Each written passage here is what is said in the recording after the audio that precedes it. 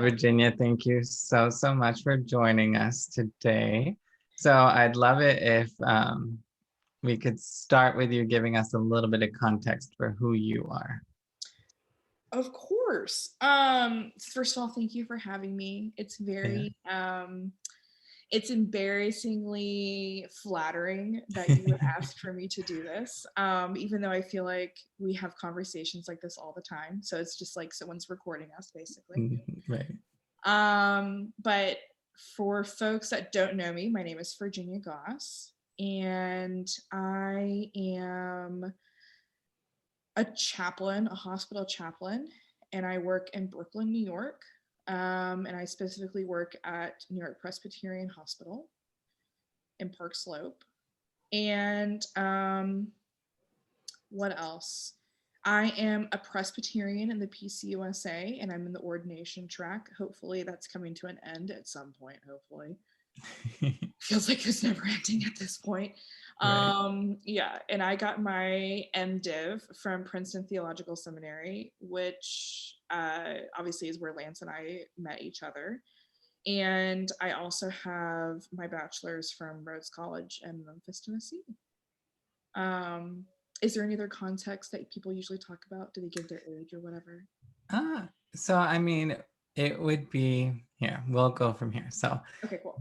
Tell me about when you were a kid growing up. What was faith like to you? Did you have a family that was like, oh, we're Christians? What was that like? Mm-hmm.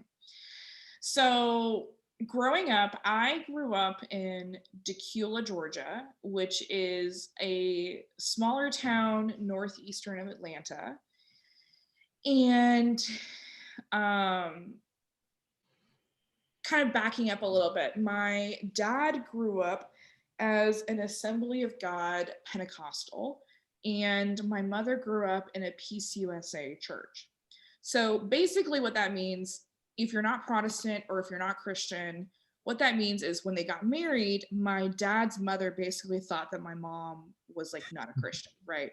Like that she didn't believe in God because she was so progressive or something like that, which if you've ever met my mother, like is not necessarily, like you would never think that that's the truth. So, but of course, as a Pentecostal, she believes in all these different traits and characteristics that would qualify you as a Christian. So, when my parents got married, it took a lot of negotiation for them. And so when they raised us, we were always raised in the church. And the majority of my childhood was in Georgia. I had moved back and forth from Florida a few times, but I went to church regularly at a PCA church, which is different than a PCUSA church. So PCA church, for folks, doesn't ordain women and does not recognize or affirm queer folks. And also, on top of that, the church that I attended was like entirely white. Like there was no diversity at all within this church. And that's pretty much in Georgia in general, or at least northeastern Georgia in Gwinnett County, where I grew up. Diversity, right? Yeah, like diversity is not really a thing that we talk about or recognize. Not in the South. Don't talk about that. So I grew up in that context. In my school, I went to a Christian school that was predominantly Southern Baptist. So I had this mix of attending church with my parents on the weekends, but then during the week, I was receiving chapel and going to youth group and attending youth group with my friends at a Southern Baptist school and church. So I was kind of receiving different messages from different people. And predominantly, I would say that like a lot of it was evangelical. Like probably all of that can be put under the evangelical umbrella, I would say. And a lot of people would have maybe different definitions of evangelical. So can you say what you mean by evangelical? I think my definition of evangelical is not even like theologically sound. It's more of like, what do I look and see and hear that makes me feel like it's evangelical? So like, what are the sensory things that I'm feeling? Yeah, interesting. Yeah. Right. Which I feel like is very evangelical. Sensory sort of like stimulation feels very evangelical to me. So a lot of altar calls at the end of sermons, and talking a lot about like evangelizing to your friends that aren't Christian, which in rural Georgia, I don't think I ever met anybody who wasn't a Christian or like wasn't attached to some church. So I'm not sure what like group of people we're going for on this one. Thus, you have to find people who are less Christian than you. Right, exactly. Which Christians aren't really Christians. Exactly. Those that dance or like smoke or drink or something like Right. that are obviously. Or play cards. Or gamble. Mixed bathing, right? Mixed bathing, right. Girls that don't wear t-shirts when they go into the pool. Right. Yes. Right? Oh, yes. They need to be saved. Absolutely need to be saved. Totally. So evangelicalism would be like, for me, an emphasis on mission trips and youth trips and all these different things to evangelize and bring the word of Christ to everybody. But for them, that means, have you met Jesus Christ as your Lord and Savior? And how can I make you pray that prayer today? Versus anything else that would build into that. Mm-hmm. And a lot of worship styles. So not being familiar with my own tradition or my creeds or my doctrines, or even really like, where are we getting our songs from? It's kind of just this like collections of songs that are sung by a worship band that you're super familiar with, and a sermon that is super long and it doesn't feel like it's going anywhere and you have no idea where it is. And youth messages specifically that are talking a lot about like women being austere and men leading women. A lot of like dichotomy and like how to basically have babies, make babies, and like bring more people to Christ. But only make babies if you're in a marriage. Oh, absolutely. You have to be in a marriage to like make that happen. Right? Like must be in a marriage and within the right context, right? You have to be married, and he has to be Christian, because of course you're only going to have a heterosexual marriage. There's no other option at that point. And if you're really lucky, you're going to marry somebody who like wants to be a pastor or something. So that's my context of evangelicalism, which probably isn't necessarily a great definition of evangelicalism in general. Well, I feel like you gave the experience, right? What people might experience if they were part of an evangelical church or community. Yeah. Absolutely. So how did that differ? So that's what you got at the school, right? In your Southern Baptist school. So what about the church, the PCA, which is also Presbyterian, right? So can be confusing if you say I'm a Presbyterian. The question is really what kind of Presbyterian, right? Absolutely. Absolutely. So what was that like, being a PCA Presbyterian? Right. I would actually say it's a lot like the Southern Baptist Church. It felt super similar. It was much smaller. So the uber massive mega Baptist church with thousands of members, and the church that I went to was much smaller. And maybe there's a little bit more liturgy built into the service. And liturgy, I mean, by there are certain standard of prayers and that kind of thing that maybe we'll recite together. Right, there's a bulletin with words that we'll read together. Yeah. Right. And in this church, it was probably projected on a screen, and which is different from where I am right now. And it was probably just like the Lord's Prayer. I'm not even sure if we did, an affirmation of faith or a confession of faith or anything like that. Again, I was pretty young, and I didn't know what to look for. I wasn't aware of different things with faith traditions. All I knew as a kid and all that I appreciated as a kid is whether or not I enjoyed being there. I liked the kids that were there, and the adults that were there, did they pay attention to me? Were they concerned about how I'm doing as a person? Like that kind of stuff, right? Like I don't really care whether or not we have like sound liturgy, and we have like particular prayers that we recite together.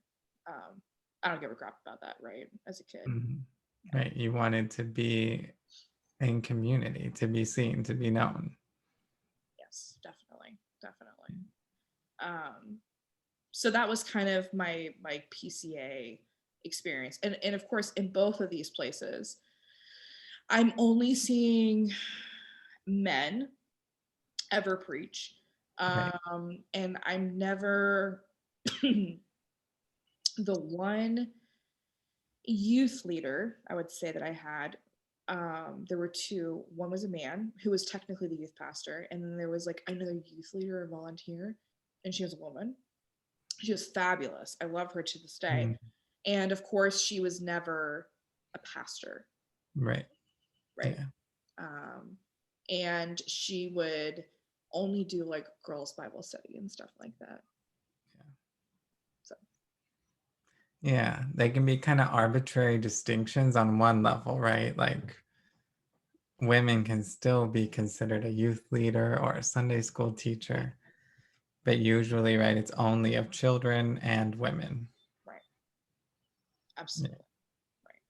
So, why do you think, as a little girl, did you? I mean, now you're a woman in ministry, right? Mm-hmm. You're doing chaplaincy, you're pursuing ordination, you are coming in rooms as a person of authority in some sense, right? You are recognized by churches and by your job as someone who has some kind of idea about God, right? Right. And I imagine that that was not a quick transition from being a little girl seeing only men to saying, oh, I'm gonna become a chaplain now. Absolutely. Such a big question, right? So when I was in college, I did this like weird alternative kind of like internship thing. And I was told at that point I wanted to apply to medical school. And I was told that that would help me prepare for medical school. And it was in a hospital setting, and it was as a chaplain. Mm. And we had no idea what that meant. Technically, we weren't chaplains. We were spiritual care interns. Excuse me. Sure, Right. sure. So, and God bless the guy that was like our intern or our director at that point. He was Baptist, and we would go around and talk with folks. Now, at that point, my understanding of what that meant was you go and you offer prayer to people.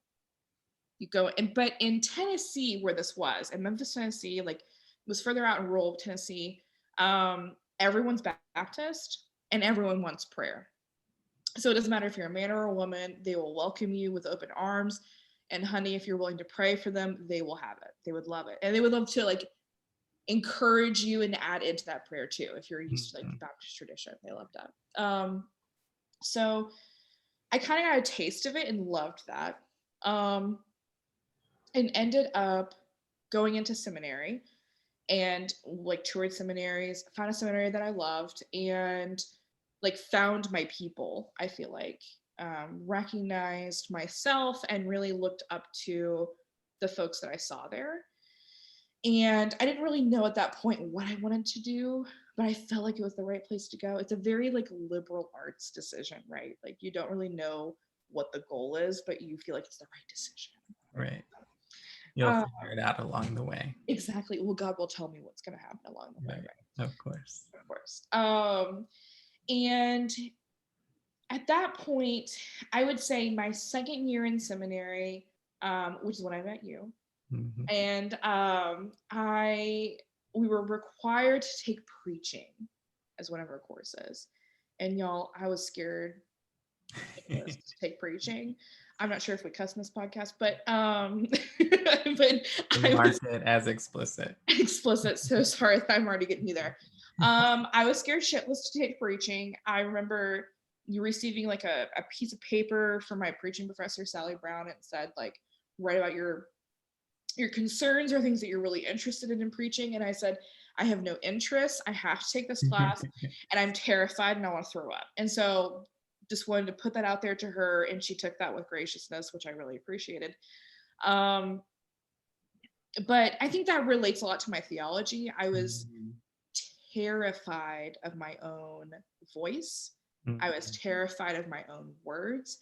And I had zero confidence that the things that I said were true or accurate, or that anyone would want to hear them.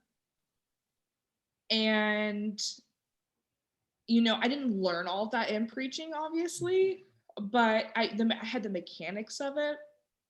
And I remember multiple times just like memorizing my sermon, having my manuscript, reading it off. I'm sure it was horrible, but my peers could tell how anxious I was, and they were super gracious to me and like, gave me great feedback. And in my first internship, the first time that I had to preach, I remember like basically throwing up beforehand. I was so nervous to do it.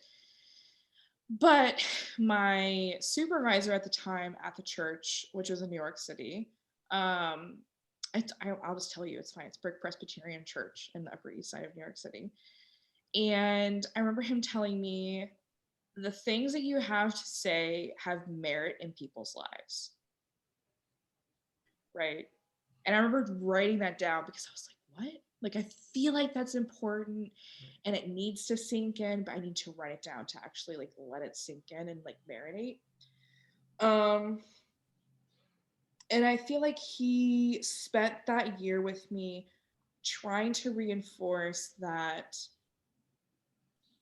I was important, my words were important, that I had a voice, and that he would do everything that he could to help me have that and like speak it and offer it to other people. And that was the first time that I ever had somebody, I think, say that to me. And that's not to like downplay my parents or my background or anything like that, but I think that was the first time that I even considered that could be a thing. And so that was extraordinarily powerful to me. And I think from since then, it's probably a long journey I've been, and I continue to be on this journey of appreciating the things that I have to say, trusting that God has a plan for me, and that I also try and fight this. I think a lot of it comes back to, like, I call it my white Southern Christian womanhood, of always being peaceful and being a peacemaker and being amenable to other people all the time. And so trying to, it feels like preaching is like an act of fighting against that. And so trying to fight against something that's been ingrained in you since you were born is really difficult. And even as a quote unquote confident chaplain, woman, pastor, or whatever, I still find that difficult. I find it difficult to talk to people and talk in a large group, or think that I don't need to use humor to sort of precate what I'm saying or to make it more palatable to people. Or say that I don't know what I'm talking about before I say things. Yeah. It's almost like I'm self-sabotaging myself all the time. Yeah. And that's really hard, right? Especially in a profession where, we want people to believe us and take us seriously, and yet it's so hard, right? It can be very difficult to bring ourselves into spaces, because I think the tricky thing about our profession is like we're the thing that we have to offer, right? Like I'm not coming to you selling you something. Like I don't have like I don't know. I wish I had like, oh, I sell MacBooks, or I'm like, well, I'm here to offer myself, right? Like my body is present to listen to you, right? Right. And react to you. Yes. And hopefully I don't F it up, basically. Right. Oh, for sure, for sure. Hopefully I am. Yeah. So there can be this inner monologue, right? Of like, no, you're not doing this well. You're failing. You probably shouldn't even be listening to people. Why would they want to hear from you? Why does your presence even matter? Right. Right, exactly. Like, why are you here? And surely you're only here to like deliver a Bible and just pray for me and like leave. Mm-hmm. And I laughed to myself because the self-sabotaging still happens. I was in the hospital and decided to get, so there's this poor woman who is like actively in labor. Obviously she's huge, she's like trying to walk to the elevators to get to obviously labor and delivery. So I offered to get her a wheelchair and to get her up to the floor that she needs to go to. And she says, this even your job? Like, what do you do? And I said, oh, I'm just a chaplain. And she said, don't say just. You are Mm-hmm. not just a chaplain. You are a chaplain. It's a very important role. And I'm like, you're right. You're absolutely right. And I'm like a full-time chaplain, and I should know that. But of course, I precate things sometimes to like Right. degrade myself, and I do it all the time. I'm my own worst enemy. Yeah, it's really hard to like undo that programming, I think. Mm-hmm. Yeah, but I think that the reality is, right, we are shaped by so many forces, right? And these just become like our own neurological pathways that it's well worn. It's the well worn road in our brains, and we know exactly how to travel it. We know where it goes, and it's comfortable, even if it's a sabotaging road. Mm, We're like, well, the mm. other road is terrifying. The other road requires things of me that I don't know what's down the road. So let's just keep going down that same road that I know.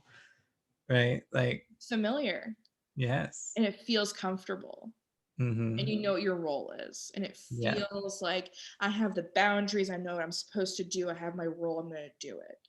Mm-hmm. Um, And mhm. how does that play out in chaplaincy for you? How well does that work for you in chaplaincy? Hmm. Well, it made my residency a bitch, I'll be honest. So, you know, I had to come to a lot of understandings for myself. Because the funny thing about chaplaincy, and I even like come up with this metaphor for you earlier today. I was like going pee and I was like, oh, I have a great metaphor for this. Okay. So um it's kind of like Project Runway. I think Mm-hmm. chaplaincy is like Project Runway, or a residency specifically. A CPE residency is like Project Runway, where you have 10 Gun, who is your supervisor, and you have all of these minions that come from different backgrounds. They all want to do the same thing, chaplaincy, or creating a dress, or creating art, or creating fashion, whatever that is. And they all have baggage that they come with. And Mm-hmm. 10 Gun gives them like their assignment, what they're supposed to do, and then we'll check in with them every so once in a while. So for him, he will check in with them, seeing what they're doing with something, and he'd be like, oh, that's fabulous, or it's not, or it's horrible. AKA your supervisor's like, are you sure that's right? Like, we'll talk more about that. Like, what does that mean for you? Or whatever. Or like, why did you say that? Or why didn't you offer a prayer for that person? Or something along those lines. And then at the end of the day, the like answer for everybody essentially is like, make it work. So whether you're in Project Runaway and you're trying to make it work, or if you're in chaplaincy, the theme is make it work. Because in that moment, like, you're the best that you can be, and you are meeting a person and a patient where they're at. Um, so for me, as a woman from the South, my biggest hurdles were probably anger. Mm-hmm. I did horribly with anger. Um, and I'm probably selling myself short by saying I did horribly with anger, but I was so afraid of it and so terrified of it that I would recoil, and I would try to avoid it, or I wouldn't move towards a patient. So a lot of the time when your patient is coming with you with anger, you need to move towards them. And Mm, it's not mm, like you need to move towards them with the demure kind of like, oh, why are you mm, angry? Or like, you sound really angry. right. When someone's really angry, you need to come with them with like, you're really angry. Tell me about that. Like, why are you so angry? Mhm. Um, Like matching their energy almost, right? Yeah. exactly. Because it's almost shutting them up otherwise, right? Mm, Or they'll just ask you to leave because they don't think that you can go there with them. mm, mm, Right. So for mhm, me, it was my avoidance of anger is hindering from patients of being able to be in touch with their feelings and share that with me. mm, So I have to address that in order to be able to be available to my patients. And additionally, along with anger, conflict. I have to be able to deal with conflict. And for my family, I come from a family that's been riddled with addiction for a very, very long time. And so, if anyone's familiar with that, that kind of programs you to be like a peacemaker, you're manipulative, you're an enabler, you're all the things. And so, and you also don't like conflict. mm, So, all those things I'm avoiding of. I don't like any of them. And when you're in specifically a trauma center, when you're dealing with trauma and anger and addiction and violence, domestic abuse, violence, all sorts of different things that are coming at you, anger, conflict, all those things come up. And so you have to kind of confront them. You have mhm, to, or else you're not being a good chaplain, or you're not being a good pastor, or you're not being even like a good person, like a good friend, or even just like a friend to yourself. Because mm, if you continue to reject the things, if you're rejecting the things from other people, you're rejecting them within yourself, yeah. right? Mhm, right. Like, I'm not attuned with my own anger. I'm not attuned with my own inner conflict. I'm always going to do things to try and go around that in a different way. Mhm, Um, and so I think chaplaincy, more so than pastoring, really made me have to like take inventory of myself as a person, myself as a daughter or a sister or a friend or whomever, um, and think about how the ways I'm dealing with anger and conflict and how high peacefulness and amenability I'm like ranking on my list of characteristics that I think are valuable, and trying to level those out a little bit more to mm. be a little bit of a healthier person, um, which is hard, Oh, for sure. right? I think that's just so powerful to think about. Again, this is like we are the tools that are like we are the service we're offering, right? Like our own ability to go there within ourselves is what we are bringing into our work, right? Like the ability to meet people in anger is hampered if we have trouble with our own anger, right? If Absolutely. right. And I mean, coming from a Southern context too, I'm very similar in that way, right? Like it's hard for me to like get in touch with the anger and like, oh, conflict. And like, oh, you wanted me to say that more directly. I'm so sorry. You I know, can't. like, So sorry. right. And so it's like being able to find those things within ourselves, right? And here, I mean, here is like the beauty, I think, is, at the end of the day, we can have infinite number of human experiences. There's lots of experiences you have that I haven't had, vice versa. I can meet someone every day of my life and learn about a new experience, Right. but I will never learn about a new emotion Mm, because there are a limited number of human emotions that we experience. true. And so I think, from my clinical pastoral education training, it was largely about this idea of like, you're not trying to connect to their experience, you're trying to connect to the emotion underneath the experience. And if you can't connect to that emotion, you're going to miss the experience that they're in right now. You're never gonna hit it. You're always going to be talking above or below it. Mm-hmm. And that patient is never going to be able to feel like he understands what I'm feeling or she understands what I'm feeling. And I feel like I can share more of myself because she's there too. Right. Absolutely. Self-work makes work in the world, especially in ministry context, so much easier. Right. Ain't nobody paying us though to do that self-work. No, of course not. We're paying other people to do that, right? Like I make that check and turn it right back to my therapist. Yep. Right. All day long, every day. Like you don't know that this is benefiting you. Right. Exactly. In the end. I should be able to write it off essentially. Right. Right. Lord. Yeah. So I'm wondering where God is in all of this for you. You know, where's that God that was kind of a black and white God, like very, like here's the like rules that you follow, you know? It sounds like the God of your childhood was like, you know, it's all laid out for you. Here's the plan. You don't have to get in touch with your anger. That's not even part of this thing, right? That's not part of our religious experience. Absolutely. So I wonder, let's start there. Where is God in your anger? Is God in your anger? Yeah, I remember my supervisor being like, so my supervisor at that time was an Orthodox Jew, and he was like, where is God in your anger? Where can you find God being angry or Christ being angry? And I was like, I have no idea.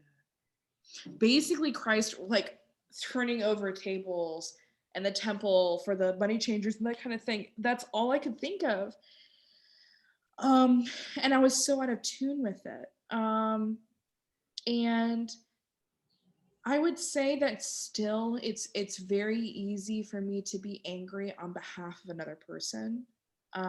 It's easy for me to get to that. And before it wasn't easy for me to get to that. It wasn't easy for me to evoke emotion or anger on even behalf of another person. And so for me, it's like a step in the right direction that I can do that for somebody else. For injustice, for trauma, for violence, for yeah, it's just like, you know, the world's like, you know, basically effing you over right now, and I can be angry for you about it. But being angry for myself is difficult. Yeah, and I think a lot of it for me is not categorizing anger as a negative emotion or associating negative and positive with emotions in general. Trying to see them as a spectrum or a wheel that God has created for all of us to experience.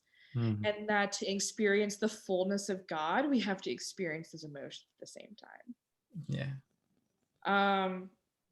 So I think a gift for me has been that with my quote unquote negative emotions, my sadness, my grief, my anger, is when I have felt most connected with God.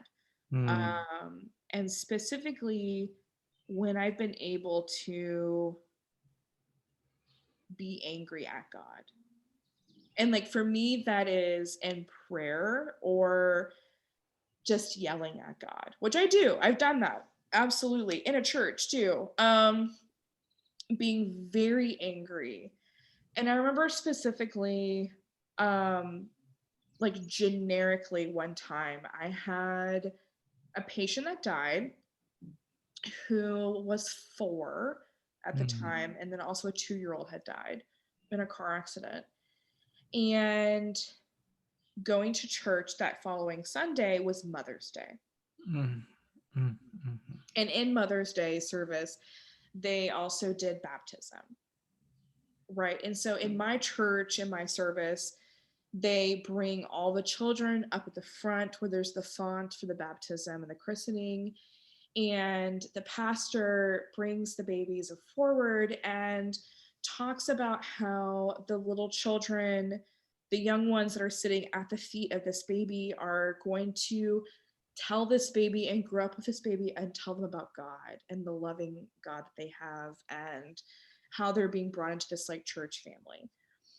And I remember sitting in the pew and being simultaneously overwhelmed with like crying and sobbing, and then this like visceral anger of just like, what the hell? Why is this happening? Why do I have to experience this pain of a mother that I was dealing with a couple days prior, and now you're literally bringing children in front of me talking about the covenant of God and the covenant of love, and you looking after them, and this is your responsibility, you know, me meaning to God, this is your responsibility, and you effed up, and like, why did you let this happen? And it's sort of in my own anger that I'm able to connect with a God that's able to hold that, that's not afraid of my anger, which I'm scared of myself, that I'm able to ask the questions that are really deep rooted, that I'm too scared to even voice to my friends or my family, but I can give to God. And the things that come out of those kinds of experiences for me are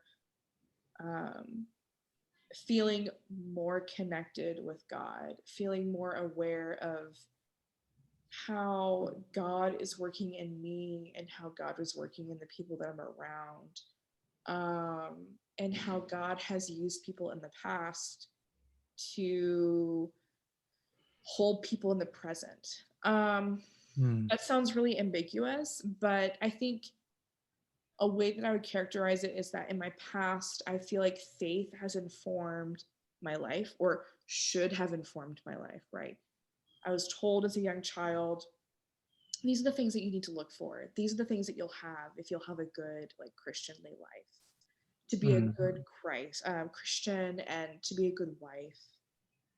Here are the things that you need to do. And now I feel like my faith has turned into my life, and my experiences inform my faith. They teach me what's true. I never felt as connected with my faith when I was younger as I do now. And that's purely because I'm allowing for my experiences of how I experience my patients and how I experience like the people that I'm around all the time to inform me of like the goodness of God and what is true. So flipping that on itself for me was what I kind of needed to do. Right. Yeah. I mean, I think for me, this is where I feel like the church does a real disservice in the world. Right? Like, one, you know, we talk about the love of God, but we don't make space for anger. Right? We want church to be a happy, nice place. But where's the space for lament? Where's the space for that raw emotion? Who can hold that? Right? And we're taught. What was that? Hold it. Right. Yes, that is the truth. And we're taught like that, you know, well, the church can't hold it and God can't hold it. So figure it out, you know. Go shoot something instead. Right. And I think it like creates these separated selves, right? That we lose access to parts of ourselves. Then we repress our anger.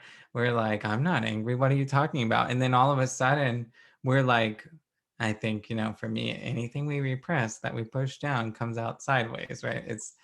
It's not like it just goes away, right? The feelings, we call them feelings because it's literally what's happening in our body. It's what's how we feel in our body. Like emotions aren't like things we make up. It's like the bodily responses, and we have labels for them. Right? Like anxiety is usually felt in your stomach, right? It's that sort of churning in your stomach, you know, like fear is like a tightening, right, in your chest, your arms, right? Like there are these are sensations in our body. And so I think, again, like the church has not done a great job of helping us connect with our bodies, so we can't connect with our emotions, 100%. right? It's this separation of body and self. And somehow you're just supposed to figure it out, right? Absolutely. Yep. Just be a good Christian. Yep. And being a good Christian does not mean being angry. Right. Or embodied, as you're talking about, right? Right. Oh, for sure. No. So I think for me, like this, like to lose that sense of embodiment then is Mm. also to lose our sexuality, right? To lose Yes. our like, and the reality is it then creates this dichotomy of like sex is bad, right? Like body bad, spirit or soul is good, right? It's very like Hellenistic, very Greek. It's not really like Jewish idea from like the Hebrew Bible, right? Like that's not at all their understanding, but it gets fed into our Christian understanding. And then we grow up as these disembodied, disconnected people. And then we wonder what's wrong with us. Why can't I feel anger? Right. Right. Or be aware that like you're queer or something. It's like, of course you can't figure this stuff out. You're completely cut off your erotic, and you've been told that like your faith has nothing to do with your body or how you're feeling. Right. Yeah. But the reality is you're dealing with people in painful bodies all day, right? You're dealing with people who are in a very specific relationship with their body. Yeah.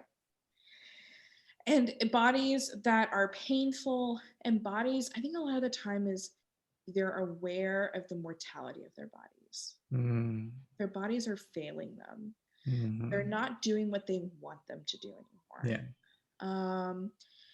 And so the beautiful thing about it is that a lot of the time when your body is failing you or doing the way that the things that you want it to do, you're so much more in tune with your connectedness of the world, your connectedness of relationships, your connectedness to God. And so my goal is always to sort of one, let people speak about that, of how their bodies are failing them, and what's the grief that's behind that for you. Are you not able to live the full life that you're wanting to anymore? Are there things that you looked forward to that you can't do anymore? um, are you really sad because you're not able to attend your son's wedding in the spring? Mm-hmm. um, are you grieving because you're 89 and you realize that you have spent the majority of your life raising 7 children, and you were never really able to do or realize the things that you want to do?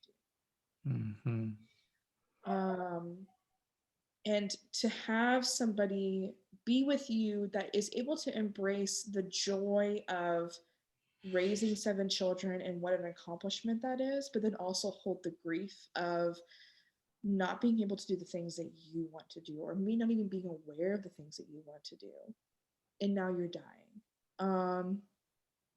That's kind of the stuff that I work with on a regular basis. Yeah. Painful bodies. Bodies are painful. Bodies, whether that's emotional pain or physical pain, bodies offer pain. But I also try to hold, which I feel like my Southern evangelicalism tried to sort of disconnect me from, but embrace that like connectedness to your body is not a bad thing. That desires aren't bad. I think I was taught that um, wanting to have sex or wanting to be sexual or sensual or any of these things were really bad. Those were sinful things to do, and if you could fight those things, that was the ideal. And I think the world that I function in is more of a connectedness with your body. I have people on a daily basis that are being awakened to the realities of what their body is offering them. Maybe they've been ignoring a pain for a really long period of time, and they're now realizing they have like stage 4 cancer or something. and they say to me, oh, I felt something a long time ago, but I didn't think it was anything bad. And so I ignored it, or I took a Tylenol, or I took an Advil, or whatever, and ignored it. It was totally fine. But it wasn't until this happened that I came in, and now I'm dying, and I have 3 months left to live.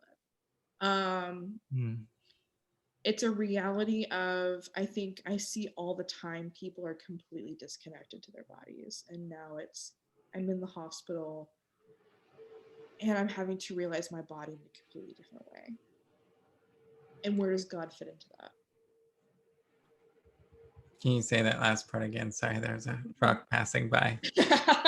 I think for a lot of folks, I've been disconnected to my body in so many different ways. And now I'm in a space where I'm literally lying in a bed, and I'm being forced to be connected and forced to be aware. And doctors are literally coming to me and saying, this is what's happening.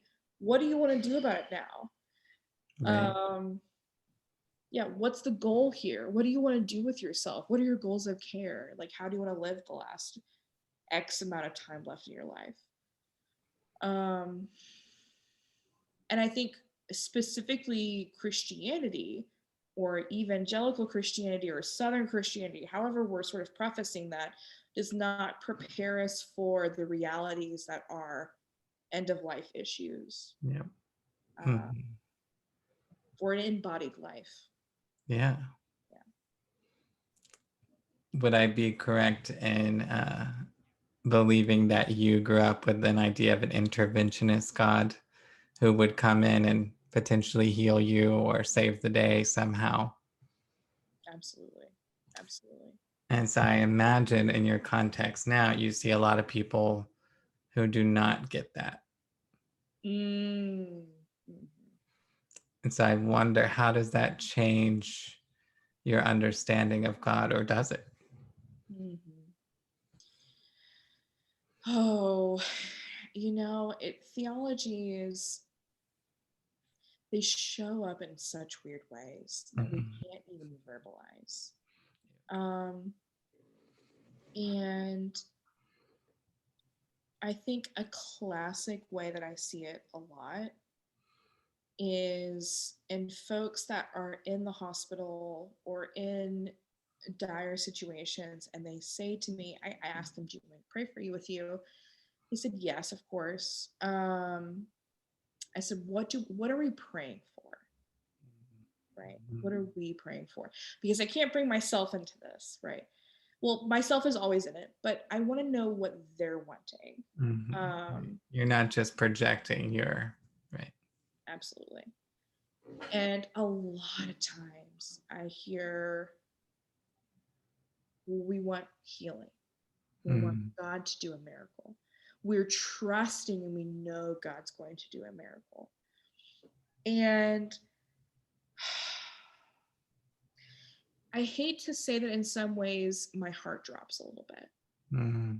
Because I think I have the assumption that the miracle that they're hoping for is something that is like super dramatic. God's coming down from heaven and we're going for complete healing. There is nothing wrong with you anymore. When you're actively dying, you're totally fine. Like, God is going to make it switch completely right now. Which was prevalent when I was growing up. I remember one of the associate pastors in my church, his wife had like significant brain cancer. And I vividly remember us doing a laying of hands on this woman and them asking for prayer to heal her brain cancer. And I'm not saying that can't happen, right? But what I am saying is setting unrealistic expectations for God are continuously going to allow for God to fail.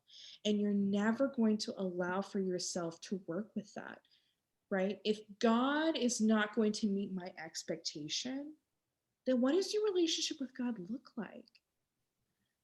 If God doesn't heal this pastor's wife from brain cancer, then what does that mean about the pastor and what does that mean about the wife? right? We can't say that God's wrong in that moment. All we can say is there is something wrong with the woman or with her husband.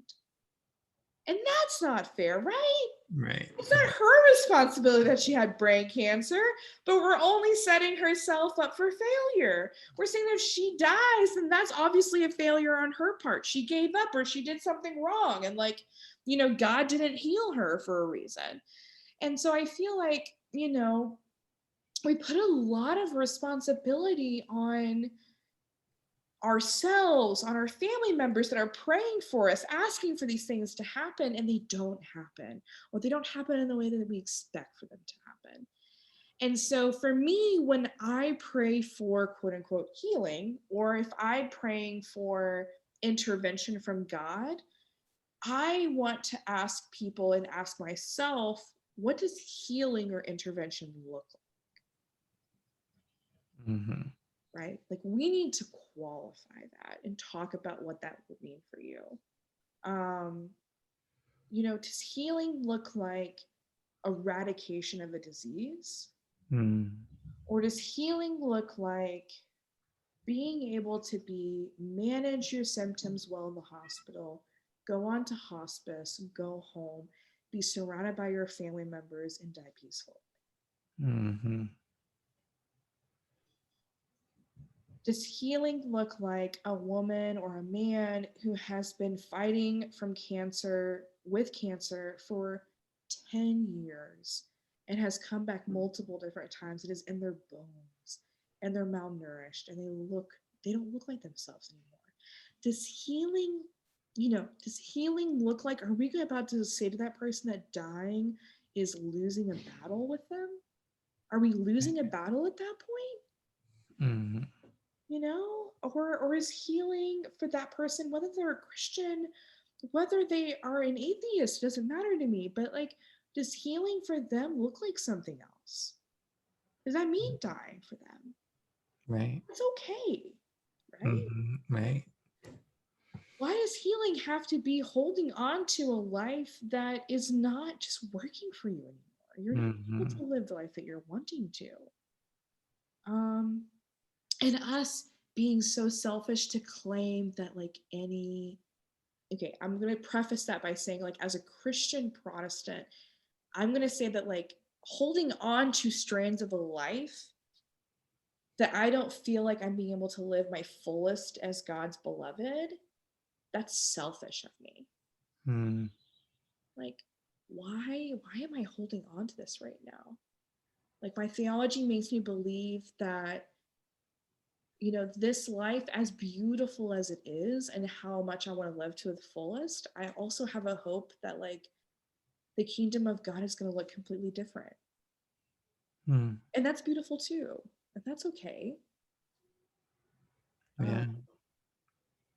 Sorry, I feel like I've been very tangential. No, I'm not sure if I actually answered your question at I all. think that that's really good. I mean, I think for me, what comes up when I hear you talk about that is, again, disembodiment, right? Mm-hmm. Like this, if we live so disembodied, then we can't accept that life and death are two sides of the same coin, right? That's like part of the natural processes, that it's actually there's pain in it and there's beauty, right? That these exist together. And I mean, I think, I don't think that it alleviates the pain of losing someone or of dying. Or what I do think it does is it helps us die well. It helps us let others die well. Absolutely. Right. And I think that if we can make space for that, like, I think, there's a book from a long time ago called The Art of Dying. I think there is an art to it. Of course, we can't always control it, right? Totally. But when you know you're dying, right, we always have choices, right? And I think, the doctors can do lots of treatments. They can keep going usually. Absolutely. Right? And it's like, at what point do we say it's time to let go?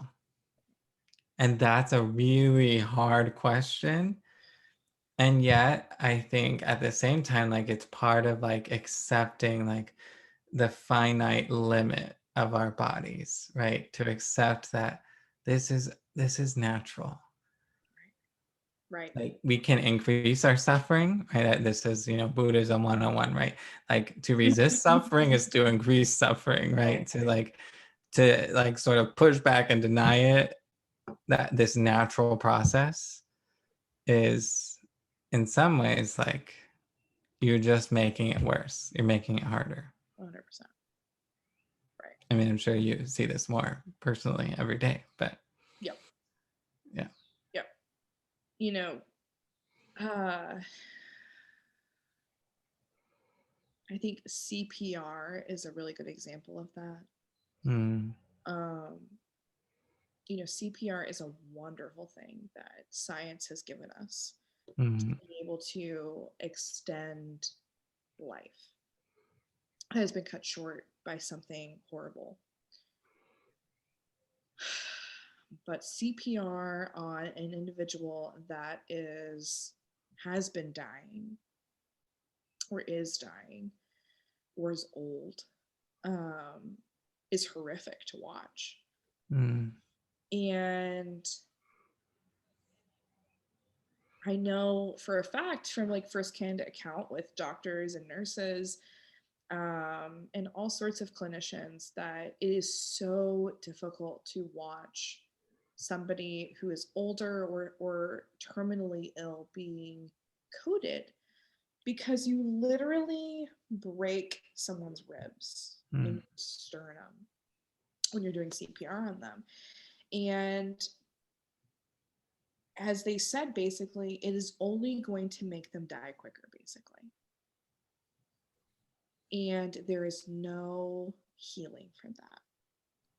And so it's almost like this being able to be connected to our death, as the Buddhists are so wonderfully connected to death, and bringing that in as this like holistic experience that we don't need to necessarily fight from all the time, is healing mm-hmm. in itself. Yeah. Yeah.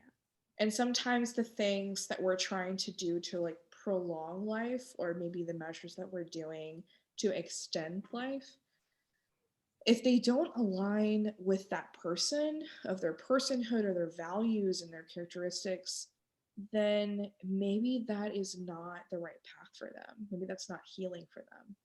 And that's not honoring to their bodies. Um, yeah, I think we're so avoidant of the end. Mm-hmm. And a lot of the time, it's not the person itself, it's not the Mm, patient, yeah. it's the family, Yep. right? Right. Yeah. And again, it's like the avoidance of grief. It's like grief is so hard. And everyone takes a different amount of time to grieve. Right. But again, like in our culture, I think as a whole, we don't have great grieving practices.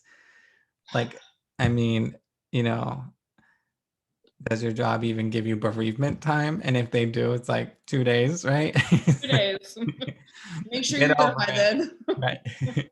We'll see you in 2 days. Right. Mhm. Hope you're fine. I'm sure you'll be good by then. We'll be totally fine. Right. And like to make space for that grieving and again, like grief involves anger, right? And I think being able to, like for me, I often think in anger, like I think there's two things I often go to, like what are you grieving right now? Mm. What are you angry that you're afraid of losing something, or you've already lost something and you're angry? Or with anger, I think um what like how were you wounded and you're having trouble owning it, you're having trouble finding your agency again because someone took your agency. Absolutely. Right. And to avoid anger is to avoid having to go back into the self and to find the agency and to reclaim your power. Right. Absolutely. You're rejecting yourself, Yes. Yeah. right? You're Going in like, I don't need to be angry. Nothing happened. totally fine. Totally Yeah. And of course, there's some unhelpful ways to be angry that can cause harm, right? But I think there are helpful ways to be angry, right? To like allow ourselves to feel it, to sit with it, to write about it, to talk to people about it, to process through it and own it. Yeah. There's one of my coworkers, she had a thing called a therapy pillow, and it's Mm-hmm. literally a pillow that you scream into, Mm-hmm. right? Sure, you can't use that in COVID now, but No, probably not. But she would let the patients themselves scream into the pillow if they need to. right. But that's healthy too, right? Like you're getting it Mm-hmm. out. You need to get it out somehow. Yes. Yeah, like your body's holding pent up energy and you gotta push it. You gotta like let it go. Not Absolutely. like let it go and like we're ignoring it, but letting it go like through your body. Because you will find the most creative ways to compensate for it. Right, right, right. Right? Yeah, I mean, what's kind of scary is like, our coping mechanisms that are unconscious, right? The ways that, and I'm not even talking like coping with drugs or anything. I'm talking about just like behaviors that we Oh, have, for like, sure. The drugs and the alcohol are the right, easy ones. It's a right, low hanging fruit right. that you can go to. Right. The real ones that you're like, oh, there we Oh, go. there we go. Denial, repression, overcompensation, right? Like coming towards a person even more fully to like pretend we're not angry. Right, Right? totally. It's like, We have sex right now really quickly to compensate for that. Yeah, so many different ways. yeah, yeah.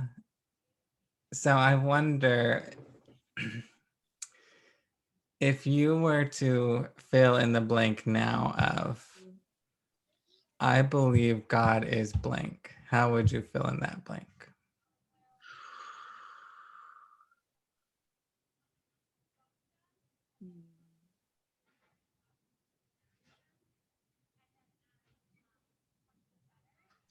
I feel like our theme has been embodied. So I almost want to say like Mm, God is embodied.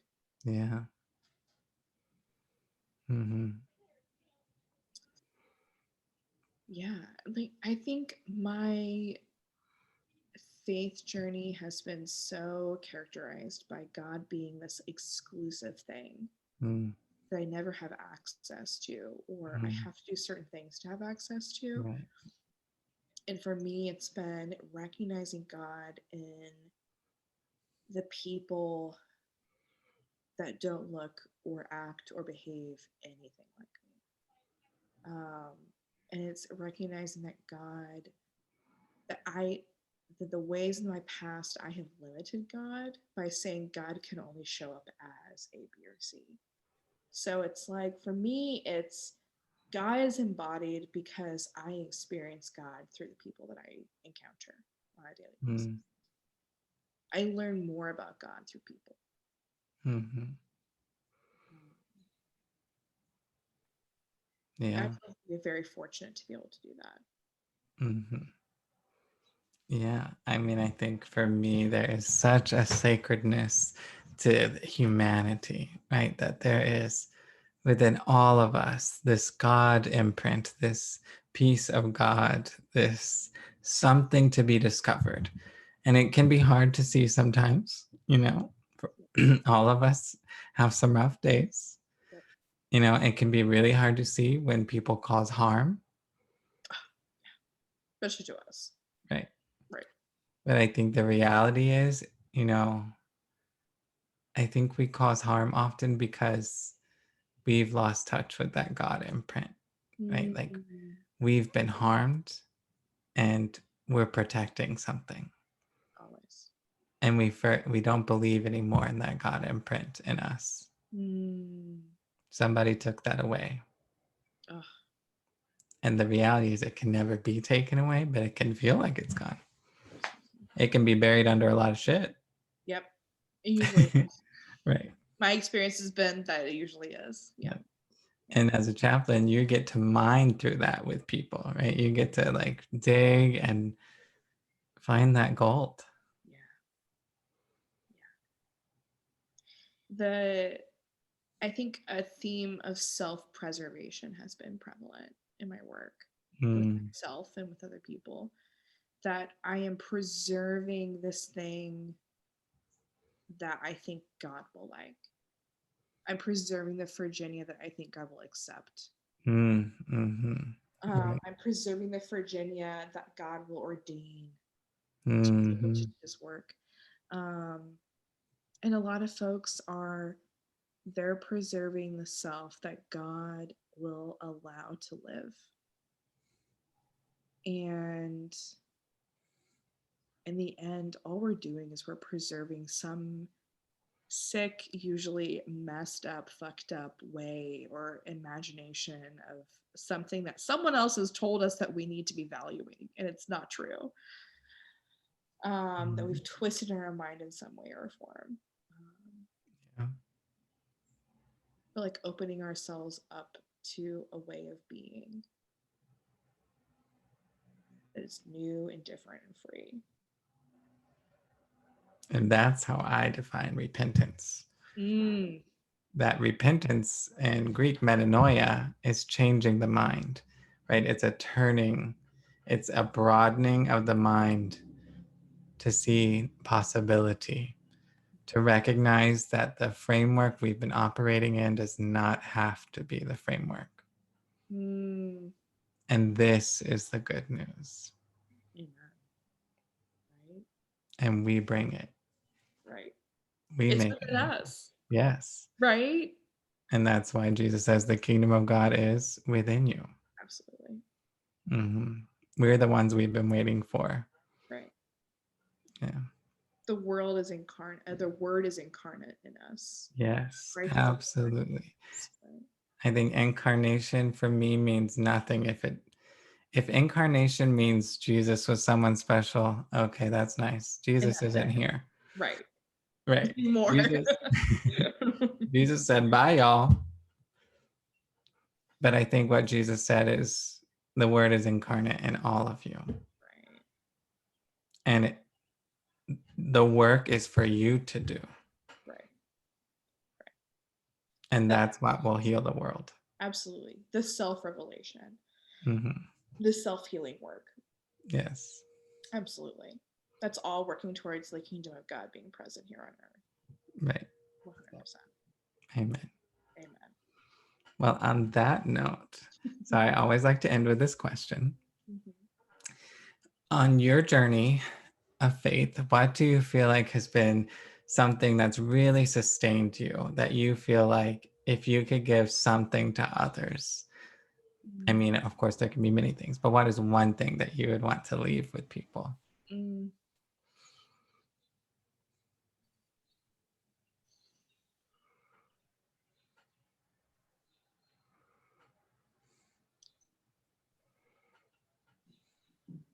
That God has given you this beloved and powerful truth that is within you, and you uniquely are suited to be offering that to other people. Mm-hmm. And the things that you have to say are powerful. Amen. Have merit in other people's lives. Right? Yeah, I was just about to say your voice matters. Yep, your voice matters. 100%. Mm-hmm. Well, thank you so much, Virginia. This was lovely.